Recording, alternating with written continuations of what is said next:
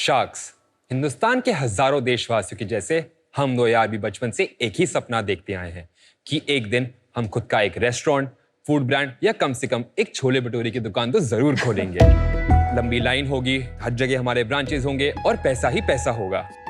पर शार्क्स, जब हम इस सपने को एक कदम आगे बढ़े तब हुआ हमारा बबल बर्स्ट और मिला एक रियलिटी चेक। एक अच्छी फूड ब्रांड बनाने के लिए कितने ही पापड़ बेलने पड़ते हैं। सबसे पहले एक अच्छी लोकेशन पे कमर्शियल कंप्लायंट स्पेस का ढूंढना, उसके बाद किचन इंफ्रास्ट्रक्चर बनाने के लिए कॉन्ट्रैक्टर के साथ सर पीटना, फिर लाइसेंसेस के लिए भी अथॉरिटीज के पीछे भागना, और इन्हीं सब चीजों में एक किचन को चलाने और मेंटेन करने की मारामारी। इन सभी चीजों में we lose the two most important things, पैसा और टाइम। आधे लोग इधर ही गिव अप कर जाते हैं और जो लोग थोड़ी हिम्मत करके आगे भी बढ़ते हैं वो इन सब परेशानियों में उलझे रह जाते हैं एंड कभी अपने ब्रांड पर फोकस ही नहीं कर पाते। इस प्रॉब्लम को आज टैकल करने के लिए फूड इंडस्ट्री को जरूरत है रफ्तार की, स्पीड की, जो हम लेकर आए हैं विद स्पीड किचन। नमस्ते शार्क्स, मेरा नाम है शामिन कपूर और मैं हूं पौरव रस्तोगी, दिल्ली से। शार्क्स, आप सभी ने को-वर्किंग ऑफिसेज के बारे में, को लिविंग एकोमोडेशंस के बारे में तो सुना ही होगा। आज एक ऐसा ही मॉडल हम लेके आए हैं विद स्पीड किचन, जो है को-वर्किंग क्लाउड किचन्स, जिनको हम डिलीवरी ओनली किचन्स के नाम से भी जानते हैं। स्पीड किचन एक ऐसी कंपनी है जो भारत के बड़े से बड़े फूड ब्रांड और नए फूड एंटरप्रेन्योर को एक ऐसा इकोसिस्टम देता है जो है 24/7 365 operational, 100% compliant and hygienic, ready to move in, plug and play coworking cloud kitchen. अब ना आपको किचन ढूंढने की टेंशन, ना लाइसेंसेस एंड अथॉरिटीज की भागम भाग, एंड पूरी फैसिलिटी की मेंटेनेंस हमारी, ताकि फूड ब्रांड्स फोकस कर सके उन चीजों पे जो उनके लिए है सबसे ज्यादा जरूरी, अच्छा खाना, customer service and scaling their business. Speed kitchen के साथ एक फूड ब्रांड अपने specific cooking equipment and staff के साथ हमारे किचन से अपना ब्रांड सिर्फ 4 दिन में स्टार्ट कर सकता है with low capital investment and low operating cost. आज हम भारत के 4 शहरों में 15 से ज्यादा लोकेशंस में 130 से ज्यादा किचन्स में 50 यूनिक ब्रांड्स के साथ जुड़े हुए हैं। आज हमारा सपना है कि भारत में एक ऐसा इकोसिस्टम बनाए जहां फूड ब्रांड को किचन इंफ्रास्ट्रक्चर और कंप्लायंस की झंझट को बाईपास करें और वो अपने सपनों के एक कदम पास आए, जिसके लिए हमारी आस्क है 2 crore for 3% of our equity. Sharks, आइए फूड ब्रांड्स का सपना पूरा करें स्पीड के साथ, स्पीड किचन के साथ। तो Shameen and Paurav, welcome to Shark Tank season 4। Thank you so much. आप लोग अपनी इस जर्नी में पहुंचे तो ये बचपन से ही था कि इसमें ही जाना है, यही बिजनेस करना है? We both are foodies sir. बचपन से हम साथ में रहे, हम एक ही कॉलोनी में बड़े पले हैं। क्रिकेट खेल के हम लोग साथ में थे और हमारा एक चीज होता है, हम क्रिकेट के बाद हमेशा छोले भटूरे खाने जाते थे। एक आई थिंक सो हर बचपन में एक लड़के का एटलीस्ट एक ड्रीम होता है कि अपना खुद का एक फूड ब्रांड या कुछ लाइफ में जरूर बनाए। तो हम भी जब थोड़े बड़े हुए तो हमने सोचा कि हम इस सपने पे थोड़ा आगे बढ़ते हैं। जब हमने इस सपने पे एक्चुअली आगे बढ़े तो हमने देखा कि एक्चुअली एक फूड ब्रांड स्टार्ट करना is not just about the food. कौन से साल में सबसे पहली बार ये स्टार्ट किया था? सर, हमने मार्च 2021 में ये लॉन्च किया है। उससे जस्ट 1 साल पहले मैं इंडिया वापस आया था, मतलब आई वॉज इन लंदन। मैंने वहाँ पे कुछ देखा था कि एक को-वर्किंग किचन्स, एक टाइम मल्टीप्लेक्सिंग, एक रियल एस्टेट को मल्टीप्लेक्स कैसे किया जाता है। और इंडिया में जब हमने सोचा कि हम ये किचन बनाएंगे, हम रोड साइड देखा, ढाबे हैं, बहुत कुछ है, बट क्या हमें भी वही चीज करनी थी? क्या हम इससे 5, 50, 100 कर सकते थे? मतलब पहले जाके किचन बनाओ, ब्रोकर से बात करो, लैंडलॉर्ड से नेगोशिएट करो, फिर कंस्ट्रक्शन करते रहो, तो बहुत टाइम जा रहा था। हमें लगा कि एक गैप आइडेंटिफाई तो हो चुका है कि अगर हम पहले लोगों को किचन बना के देखते हैं, एक मास क्रिएट करते हैं। तो ये हमारा थॉट प्रोसेस था। जी, आप लंदन तक पहुंच गए। लंदन से थोड़ा पीछे भी बताएंगे क्या हुआ? Sir, I am a civil engineer by qualification. 2012 में मैंने सिविल इंजीनियरिंग कंप्लीट करी है। कहाँ से? VIT वेल्लोर। अच्छा है वो तो। उसके बाद सर मेरी पहली जॉब लगी दुबई में, Larsen and Toubro, it's called graduate engineering training. उसके बाद सर मैं 11 महीने बाद इंडिया आया। मैंने यूनिटेक ज्वाइन किया एज अ प्लानिंग इंजीनियर। उसके बाद मेरे को एक अच्छी अपॉर्चुनिटी आई साया ग्रुप के साथ। They were doing a very big housing project. उसके लिए मैं कोरिया भी गया हूँ, 3 महीने मैंने वो ट्रेनिंग करी है। साया ग्रुप कब छोड़ा? 2017। 2017। उसके बाद क्या किया? उसके बाद मैंने ओयो ज्वाइन किया। Thank you. आगे बताइए। इनको जानते हैं? इनको मिले हैं आप कभी? यस। NCR टीम में थे आप? Yes sir. क्या करते थे आप ओयो में? जब यहाँ से पहली बार कॉल आया था तो मुझे याद है कि मैं उस समय एक यूरो ट्रिप करके वापस आया था। हाँ हाँ, आप लंदन गए, कोरिया गए, यूरो गए। मैं पूछ रहा हूँ ओयो में क्या किया था भाई साहब? तो मेरे ओयो में रोल क्या था वो बता रहे हो। फिर मैंने जुलाई 2017 में ओयो ज्वाइन किया था as a head of transformation for Delhi NCR. Transformation के लोग टिपिकली सिविल इंजीनियर्स होते हैं जो एक होटल को कन्वर्ट करते हैं एक नॉर्मल होटल से हमारे ब्रांड स्टैंडर्ड्स पे। करेक्ट। तो उसके ये रोल था, मैं जो कर रहा था वो मैं बताता हूँ। बताइए बताइए। उसके बाद मेरे को यूएस टीम के साथ इनिशियली रखा गया, वहां से मुझे इंडोनेशिया भेजा गया 2-3 महीने के लिए। लंदन से गया इंडिया से गया। सर लंदन भी पहुंचा नहीं। उसके बाद उसके लंदन तक कैसे पहुंचे आप फिर मुझे वहां से बैंकॉक भेजा गया। फिर मैं इंडिया आया यार ये तो और मुझे अगले दिन लंदन भेज दिया गया। यार ऐसी जॉब सबकी लगनी चाहिए। इंटरनेशनल देखो, That's all thanks to the entire team. नहीं, हमारी कंपनी में ये तो फायदा है कि आपको मल्टीपल ज्योग्राफीज में सीखने का मौका मिलता है कि हम 40 देशों में हैं। बट आप ओयो के साथ ही लंदन गए थे। स्कॉटलैंड की प्लानिंग करनी थी, इन्वर्सनेस एबरडीन की प्लानिंग करनी थी, क्योंकि लंदन हमारा सेटल हो रहा था। ठीक है। एक मिनट, फिर कौन से देश गए आप? स्कॉटलैंड के बाद कहाँ गए? उसके बाद नेक्स्ट ईयर मैं इंडिया वापस आ गया, कोविड से जस्ट 5 दिन पहले। जॉब छोड़ के? I came to the Indian office but I didn't continue with OYO. I left the job. Why? India में जो रोल था वो मेरे को थोड़ा सही नहीं लगा, तो मेरे को लगा कि अब मुझे कुछ अपना स्टार्ट करना चाहिए। और फिर मैं ये स्पीड किचन को कॉन्सेप्चुअलाइज तो कर ही रहा था साथ साथ। दिसंबर 2020 में हमने एक कंपनी फॉर्मलाइज करी और मार्च 2021 में हम पहला जो सेंटर है हमारा इंदिरापुरम में, उसमें हम लाइव गए। और आपका क्या है? शामिन कपूर। मेरी एजुकेशन बाहर की है, मैंने सिंगापुर से अपनी बैचलर्स इन MBA करी थी, बट मैं उसके बाद इंडिया में ही रहा हूँ। तो initially I was working with housing.com as a performance marketer. Then I shifted to an IT company. 3 साल के लिए मैं वहाँ था। उसके बाद मैं गया Builder.ai, एक UK बेस्ड स्टार्टअप में, and then I went into full time sweet kitchen. थोड़ा भी बिजनेस के बारे में बताइए कि फिर ये बिजनेस एग्जैक्टली करता क्या है, क्या प्रोपोजिशन है आपके क्लाइंट्स के लिए। In a simple layman language, it's a we work for cloud kitchens. हम पहले एक रियल एस्टेट ढूंढते हैं जो कि एक प्राइम लोकेशन को डिलीवर कर सके। कुछ फैक्टर्स चेक करते हैं कि वहाँ पे पॉपुलेशन डेंसिटी कितना है, एवरेज ऑर्डर वैल्यू कितना है, वहाँ पे राइडर्स अवेलेबिलिटी है, प्लेस कंप्लायंट है, फायर एनओसीज है, हेल्थ ट्रेड लाइसेंस मिलने में कोई प्रॉब्लम नहीं है। उसके बाद ब्रांड्स को हम अप्रोच करते हैं फॉर द सेम प्लेस। और AOV आपको कैसे पता चलता है? So we have the data of the brands who are working with us, कि वो किस एरिया में कितना सेल कर रही है, क्या आइटम सबसे ज्यादा बिक रहा है, कितने पर बिक रहा है। तो वो 50 ब्रांड्स जिनके साथ आप काम करते हैं, उससे आप एक्सट्रापोलेट करते हैं कि AOV करेक्ट कितना है। मैम। सो हमें पता है कि फॉर एग्जांपल रितेश एक बर्गर कंपनी है और आप भी एक बर्गर कंपनी स्टार्ट करना चाहते हैं, तो हमें पता है कि रितेश इंदिरापुरम पे अगर वो बर्गर कंपनी चला रहे हैं तो उनका बर्गर का एवरेज ऑर्डर वॉल्यूम कितना है, एवरेज ऑर्डर वैल्यू कितना है। पर ये तो बहुत सेंसिटिव डेटा है, राइट? बिकॉज इससे आप फिर तीसरी बर्गर कंपनी को अप्रोच करेंगे, बोलेंगे मैं आपको स्पेस दे रहा हूँ इसी इंदिरापुरम में। ब्रांड्स आपके साथ ये सेंसिटिव अपनी डेटा क्यों शेयर कर रहे हैं? उनको क्या फायदा है? जो ब्रांड्स हमारे साथ काम करते हैं, they are not paying us fixed rental, so we are not a fixed rental company. हमारा मिनिमम गारंटी रहता है और रेवेन्यू शेयर रहता है। अगर हम उनके रेवेन्यू शेयर ट्रैक कर रहे हैं तो हमें डेटा तो चाहिए होगा ना। उनके लिए फायदा यानी ये कि उन्हें लीज नहीं देना पड़ रहा है। करेक्ट। जो मेरी सारी लीज हैं with the landlords, they are registered lease minimum of 3 years, 5 years and 9 years। तो मेरा जो ब्रांड का अग्रीमेंट है वो मिनिमम लॉक इन रहता है, जो कि 12 महीने है। उसकी ड्यूरेशन भी 3 साल, 5 साल, 9 साल रहती है। पर लॉक इन सेम ड्यूरेशन का होता है दोनों साइड में, जो आप लैंडलॉर्ड को देते हो और जो क्लाइंट आपको देता है लगभग सेम होता है। कुछ फोटोज हैं आपकी क्लाउड किचन की? यस सर, एक हमारी किचन है, ये BKC में है। हाउ लार्ज, कितना स्क्वायर फीट है? The carpet area is 1880। So we take the large space, we demarcate that into smaller units. और ये हर अलग-अलग रूम अलग-अलग ब्रांड का है। There are 5 kitchens, 5 individual entities can take it. They can run n number of multiple brands from this kitchen. तो equipment में कौन invest करता है? सब मूवेबल इक्विपमेंट्स ब्रांड्स अपने खुद लेके आते हैं। आप क्या प्रोवाइड करते हैं?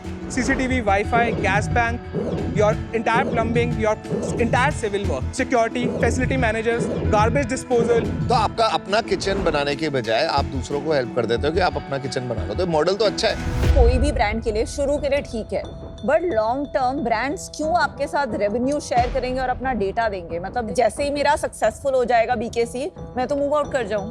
हम वही चीज मैंने सीखी है, तो एक डिफेंसिबिलिटी बिल्ड करी है। क्या है डिफेंसिबिलिटी? रेवेन्यू शेयर पे कैपिंग लगाई है, कैप लगा दिया है। कैप अच्छा। लगाई है। 1.5 to 2x भी लगाया, कहीं 2.5x भी है। 1.5x of minimum guarantee. हाँ, तो if I am starting with you, मुझे एक मिनिमम रेंट तो भरना ही पड़ेगा, राइट? एक अब मेरा minimum धंधा rent नहीं चलेगा और- तो भी और रेवेन्यू शेयर और net sales whichever is higher. Higher. Generally एक क्लाउड किचन मान लेते हैं 1 महीने में 10 लाख का रेवेन्यू कर रहे हैं। आपके कितने पैसे बनेंगे इसमें? तो हमारा जो रेवेन्यू शेयर का थ्रेशोल्ड है मिनिमम है 6%। मैक्सिमम है 10%। एक ब्रांड है BKC में, उसने 300 स्क्वायर फीट लिया, मैंने उसको बोला आप मुझे 50,000 मिनिमम गारंटी दोगे और 6% रेवेन्यू शेयर दोगे। 10 लाख का सेल किया तो जो मेरा इनवॉइस होगा 60,000 प्लस GST पर होगा। अभी आपने पूछा कैपिंग, तो मैंने उसको बोला हुआ है अगर आपका सेल 18 लाख से ऊपर चली गई, जिसका 6% जो होता है 1.2 लाख होता है, एग्जांपल के तौर पे मैं बता रहा हूँ, तो उसके ऊपर वो जितनी भी सेल करेगा वो उसका रेवेन्यू है, मेरा उसमें कोई कमीशन नहीं। आप अपने बिजनेस में रोसी कैलकुलेट करते हैं? Sir for every side I do it. कितना आता है? जो भी प्रॉपर्टी में मैं केपेक्स लगाता हूँ उस पर अगर मैं रिटर्न कैलकुलेट करूँ तो वो 15 से 18% के बीच में मेरा लगता है सर। ROC यानी रिटर्न ऑन कैपिटल एम्प्लॉयड, ये एक ऐसी फाइनेंशियल मैट्रिक है जो ये बताता है कि आपने अपनी कंपनी एफिशिएंटली कैसे चलाई। जैसे आपने अगर 50 लाख रुपए लगाए एक बिजनेस में और 30 लाख का प्रॉफिट हुआ तो आपका ROC हुआ 60%। इससे ये बताता है कि आपकी एफिशिएंसी क्या थी कंपनी चलाने। रेवेन्यू, कॉस्ट, EBITDA क्या है आपका, थोड़ा बता देंगे? We are profitable right from the day when we bootstrapped this company. FY22 के नंबर्स से शुरू करते हैं। First year we did 36.5 lakhs, उसके बाद हमने किया 1.51 करोड़, इसके बाद हमने किया 3.25 करोड़ और इस साल हम लोग जो करेंगे 5-5.5 करोड़ मिनिमम करेंगे। पहले 6 महीने का कितना हो गया पौरव ऑलरेडी? 3 करोड़। ठीक है, और बॉटम लाइन क्या रही है हमारी इन सालों में? सर तो लास्ट ईयर हमारा जो एबिटा था वो रफली अराउंड 13% था और जो हमारा पैट था वो 9.5% था। सर ये आपको मैंने एडजस्टेड एबिटा और एडजस्टेड पैट बताया है लास्ट ईयर का। Adjusted for fund raising cost and other miscellaneous. वही तो बताना है क्या है। और अनएडजस्टेड बता दो। हाँ सर अनएडजस्टेड। तो जो ऑडिटेड नंबर है वो 4.5% हमारा एबिटा है और पैट हमारा 2.5%। इस साल क्या चल रहा है? तो 17% sir. 4.5% went to 17%। Sir because that was a one time cost, अगर वो कॉस्ट नहीं होती तो मैं 13.5% एबिटा कर रहा था। ठीक है, 13 से 18 गया है। करेक्ट। तो फंड रेजिंग कॉस्ट के बारे में आप बता रहे थे, कहाँ से फंड रेजिंग करिए? Inflection point ventures and HNI। कितना रेस किया है, किस वैल्यूएशन पे? Sir we have raised 2.5 crore, pre money valuation 20 crore. ये भी तो इतना पैसे बांटते हैं, इनके पास क्यों नहीं गए? सर 2020 के बाद मैं थोड़ा टच में कम था बट कोशिश की थी, बट सर भी बिजी थे और चीजों में, तो इसलिए आप यहाँ आ गए। Well done. आप बहुत हाई एनर्जी रहते हो, बस इनके सामने आपकी थोड़ी आवाज कम हो जाती है। देखा है। Suddenly pitch नहीं। like इस पे यहाँ पे चल रही होती है हाई एनर्जी, कुछ तो जैसे ही गड़बड़ है, रितेश का दया। मेंशन आप गड़बड़ कुछ नहीं है, दया। गड़बड़ कुछ नहीं है। हमने बहुत काम साथ में किया है, मैंने बहुत यहाँ भी देखा और यहाँ भी देखा है, मतलब टेम्पर में, और सो आई हैव सीन मतलब वेरी क्लोजली, तो ऐसा कुछ गड़बड़ नहीं है। इनका टेम्पर यहाँ से ऊपर जा ही नहीं सकता है। हम नहीं मानते, हम तो नहीं मानते। ठीक है, चलो थोड़ा एक बारी साइट लेवल यूनिट इकोनॉमिक्स देख ले, जो एक लोकेशन की क्या होती है। जैसे अगर मैं उस लोकेशन पे मेरी टॉप लाइन है 3 लाख रुपए, उस पे जो मेरा फिक्स्ड रेंटल है वो रफली अराउंड मेरा होता है 1.6 लाख के आसपास। तो मेरा जो CM1 है वो हमेशा 44 to 47% रहता है। इसके बाद एम्प्लॉयमेंट कॉस्ट, ऑफिस की कॉस्ट, मेरे जो खर्चे आते हैं मेंटेनेंस के, रिपेयर के, तो जो CM2 है मतलब जो एबिटा नंबर है वो 17% जो मैंने आपको बताया, और पैट मेरा सारे डेप्रिसिएशन वगैरह सब कुछ निकालने के बाद वो बचता है 11 से 13%। मैं इससे आपको जो एडजस्टेड एबिटा वाली बात पे हम थोड़ा डिरेल हुए थे, तो मैं उससे पिछले साल का बताता हूँ। तब भी मेरा जो एबिटा और पैट था वो 11.5% था और मेरा जो पैट था वो 7.5% था। हम ये कंटिन्यूसली ग्रोथ मेंटेन कर रहे हैं।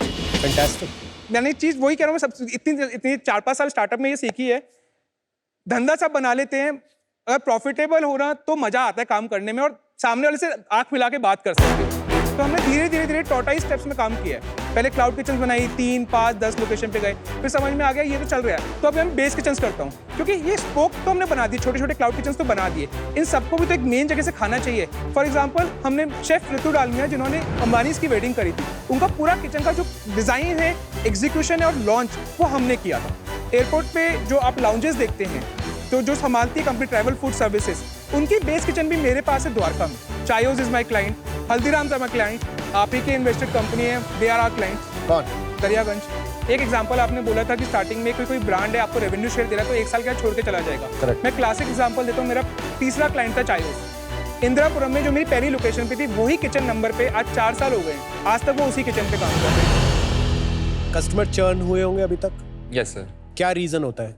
सर मेनली ये चर्न आता है हमारे तरफ नए ब्रांड्स की तरफ से जो एक्चुअली स्टार्ट करते हैं अपना जर्नी, बट अनफॉर्चुनेटली नहीं हो पाता है क्रैक। सर टिल डेट हमारे ऑपरेशंस के पर्सपेक्टिव से या फिर कोई उसकी वजह से कोई आज तक ब्रांड हमें छोड़ के नहीं गया। कितना % चर्न हुआ है? 10-12% का ही चर्न होगा। और एक लास्ट नंबर बता दीजिए, आपका ऑक्यूपेंसी रेट कितना है अभी? सर पोर्टफोलियो पे 80 से 85%। इस मॉडल पे वैसे काफी सारे और ब्रांड्स हैं ना मार्केट में जो यही काम कर रहे हैं। सर इंडिया में हमारे अलावा एक ही है, वो बैंगलोर की एक कंपनी है, किचन ज़ैट। किचन ज़ैट, करेक्ट। उनका क्या ट्रैक्शन है? Sir, kitchens they are very dense in Bangalore. They have roughly around 350 to 400 kitchens. और उनका अभी जो फंड रेज हुआ $135 million they have raised. उनका रेवेन्यू स्केल आपके कंपैरेटिवली कितना है? They were doing a top line of 22 crores per month. उनका क्या पर स्क्वायर फीट बहुत ज्यादा चल रहा है, क्या हो रहा है? क्योंकि रेवेन्यू स्केल अगर लेंगे तो 50 टाइम्स पे बैठे हैं मोटा मोटा। वो लोग की कंपनी ऑपरेटेड फूड ब्रांड्स भी हैं। काफी उनका एक बड़ा अमाउंट वहां से भी आता है उनके रेवेन्यू का। ये जो कॉन्सेप्ट है ये शुरू हुआ था, उबर फाउंडर थे ट्रैविस ट्रैविस कैलानी, कैलानी, उन्होंने सर। वो घोस्ट किचन शुरू किया था। उसका क्या ट्रैक्शन रहा है, क्योंकि वो अब इस इंडस्ट्री में 4-5 साल से है। उनका बिजनेस करने का तरीका अलग है। वहाँ वेस्टर्न कंट्रीज में प्रॉपर्टी खरीदते हैं क्योंकि रेंटल यील्ड अच्छा मिलता है। इंडिया में रेंटल यील्ड नहीं मिलता तो हम प्रॉपर्टी बाई नहीं करते। तो चले गए ना। हाँ वो चलेगी। उनकी सर 6 में से 3 लोकेशंस हम ही चला रहे हैं। आपके पास कैश एंड बैंक कितना है? 3.5 करोड़। और कितना आपने कैपेक्स टोटल लगा है? कैपेक्स, हाँ एग्जैक्टली, टोटल कैपेक्स अभी तक कितना लगाया हुआ है? 1 से 1.5 करोड़ में। और पर लोकेशन कितना होता है? मेरा जो खर्चा लगता है वो 1000 रुपए स्क्वायर फीट लगता है, डिपेंडिंग ऑन मेरा रियल एस्टेट साइज कितना है। और मैं 1500 स्क्वायर फीट लेता हूँ तो मेरा 25 15 लाख लाख रुपए लगेगा। 15 लाख मतलब 1500। अगर मैं अपना जो आपका किचन है उसका 1/10 किचन आप मुझे दे रहे हो, वो किचन अगर मैं अपना बनाने जाऊंगी तो मुझे टोटल कैपेक्स 2-3 लाख में बन जाएगा कि नहीं बनेगा? वही 3-3.5 लाख में ही बने। 3-3.5 लाख। शामिन सीईओ तो यही है, हाँ जी आप क्या करते हो sir. I look after the revenue. और कितना आपका इक्विटी स्प्लिट है? Sir I own 70% in the company after the fund raise. और आपका? 13 अप्रोक्सीमेटली। और बाकी इन्वेस्टर्स के पास है? नहीं सर, 4.28% का ESOP पूल है। उसके बाद जो 12.5% बचते हैं, 13% अप्रॉक्स, वो इन्वेस्टर्स के पास है। तो आपको यहाँ 2 करोड़ लेने क्यों आए? सर हम एक बड़ा राउंड प्लान कर रहे हैं, प्री सीरीज ए। सर हमने एक बहुत ही बड़ा अच्छा कॉन्ट्रैक्ट भी साइन किया है, मतलब पूरा स्टेट ऑफ महाराष्ट्र में एक्सपेंशन है एक IPO लिस्टेड कंपनी का। कौन सी? ITC। कितना बड़ा ऑर्डर होगा इन टर्म्स ऑफ रुपीज वो ईयरली? तो 7.5 लाख रुपए महीने का धंधा है। 7.5 to 8 लाख। 7.5 से 8 लाख से start महीने कर का। रहे हो। हाँ शामिन, इनकी सबसे बड़ी नेगेटिव क्या होगी? थोड़ा कभी कभी मे बी इम्पेशेंट हो जाता है, that's it. But I think so वो एक अच्छी चीज भी है। और स्ट्रेंथ क्या है? Very hard working sir. Operational excellence लग रही है मेरे को इनको देख के कि इनको ऑपरेशंस का सॉलिड कीड़ा है। सर मैंने इससे ज्यादा नहीं देखा कोई जो अपने हाथ जला सकता है कोई। एग्जीक्यूशनर, मैं अपने आप को पैसा भी मस्त बना रहे हो, करोगे क्या, क्या बनोगे क्या? सर एक फूड का वन स्टॉप सोल्यूशन। मैं आगे फॉरवर्ड इंटीग्रेशन करूंगा। 50-100 लोकेशंस के बाद अपने कंपनी ऑपरेटेड ब्रांड्स भी लेके आऊंगा। कितनी बड़ी कंपनी बन जाएगी? सर 500-1000 करोड़ की कंपनी तो बन जाएगी, क्योंकि ये मेरा रियल एस्टेट का जो बिजनेस है ना, सर बहुत अनऑर्गेनाइज्ड है। देखो आपने हाथ से सुने हैं करोल बाग में क्या हुआ, इधर क्या हुआ, उधर क्या हुआ। अगर आप एक अच्छा स्पेस दे रहे हो ना जो फायर कंप्लायंट है, जिसके रेगुलर ऑडिट्स हो रहे हैं, आपके सारे लाइसेंसेस रॉबस्ट हैं, तो आपको काम करने में मजा आता है। नेगेटिव क्या हो सकता है इसमें? सर पेरिशेबल एसेट है मेरा रियल एस्टेट, तो नेगेटिव वही है, खाली रहेगा तो मुझे कुछ मिल नहीं रहा है, राइट? तो मेरा एक फैक्टर है कि मैं कोई नई लोकेशन लॉन्च ही नहीं करता 40% से, तो सर नेगेटिव फैक्टर से धीरे धीरे रूल आउट करते हैं। गौरव एंड शामिन, बहुत लवली एनर्जी, स्पेस इंटरेस्टिंग है। मुझे 1-2 चैलेंजेस है एंड जितनी भी मैं मैथ कर पा रही हूँ ये आइडियल है फॉर दोज कंपनीज जिनके पास कैपिटल है और जल्दी है, क्योंकि ये चीपर नहीं है किसी के लिए। दूसरी चैलेंज मेरी ये है कि आप 80 to 85% ऑक्यूपेंसी पे कर रहे हैं अबाउट 6-7% पैट। आपका ओनली लेवरेज है कि आप इसको 100% ले जाएंगे ऑक्यूपेंसी, जो रेयरली होती है। EBITDA परसेंटेज, पैट परसेंटेज में ज्यादा रूम नहीं है, so which is why as an investor ये मुझे 100x का पोटेंशियल नहीं लग रहा है। उसके लिए 2 crore at the valuation that you asked थोड़ी ज्यादा लग रही है, फॉर दैट रीजन। पौरव देखिए, मुझे लगता है कि I can't tell you how happy I feel seeing you and Shamin here, specifically you, क्योंकि मुझे लगता है कि ओयोप्रेन्योर्स से आपसे बेहतर कोई एम्बेसडर हो नहीं सकता।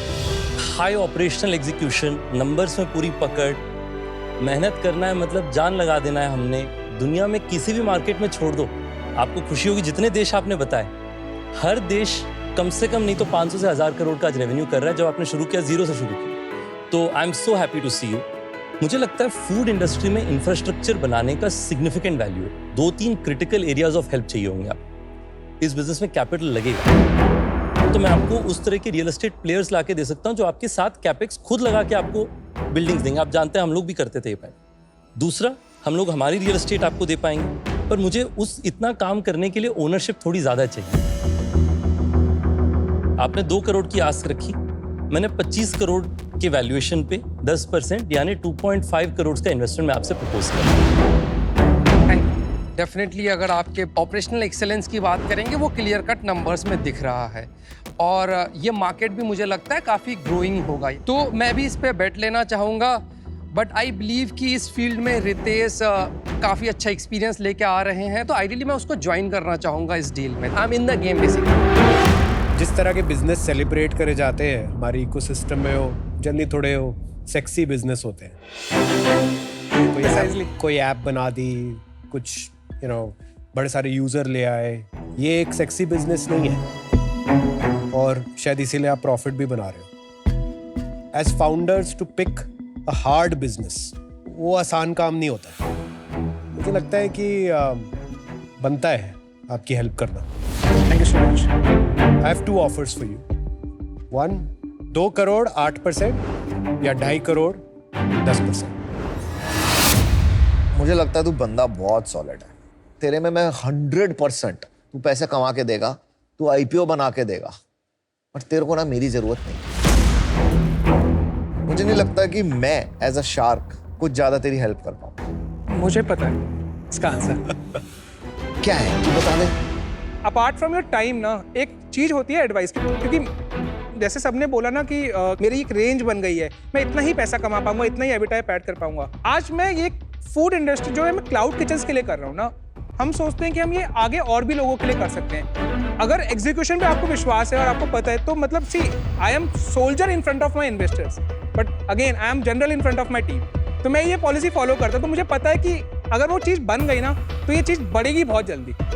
तो मेरा वो विजन है। आपके जैसे लोगों के साथ मुझे जुड़ना बहुत मन करता है, बहुत सही लगता है।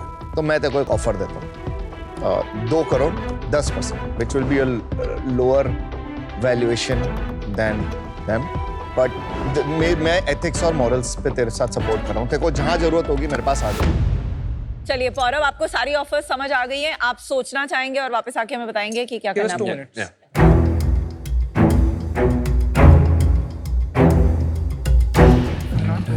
Less than 50 crores for sure. Maximum नहीं जाऊंगा। Focus is what we can think of.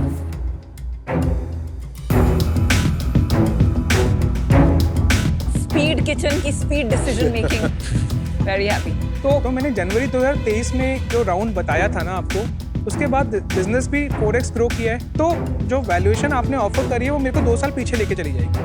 तो मेरा जो काउंटर ऑफर रहेगा और स्ट्रेट फॉरवर्ड ऑफर रहेगा, मैं सभी के लिए रहेगा ये ऑफर, 2 करोड़ फॉर 4% या 2.5 करोड़ फॉर 5%। मैं इससे कम किसी भी, मतलब दिस इज माय फाइनल।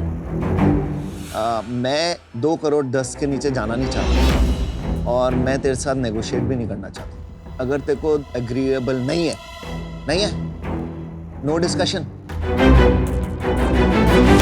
आपने कहा नेगोशिएशन आप नहीं करना है, डिस्कशन तो मैं बहुत करना चाहता no negotiation, no negotiation on 2 crore 10%। हूँ। 2 साल पीछे चला जाऊँ। I am out.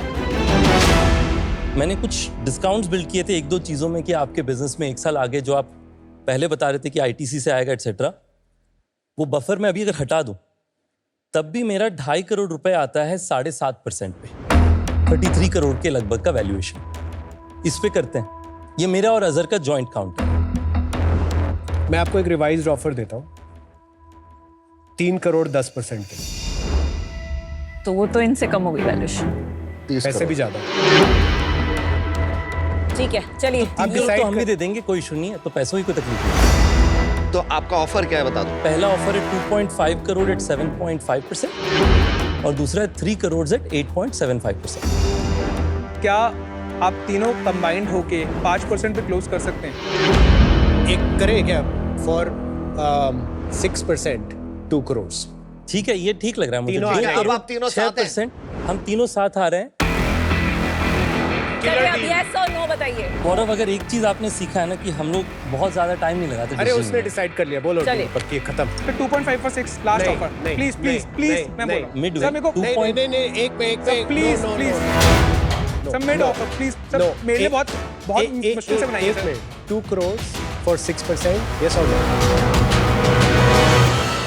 Decisive sir deal पक्की। Thank you so good much. Decision, good decision. यार, तुम मतलब इनक्रेडिबल हो यार। Thank you so much.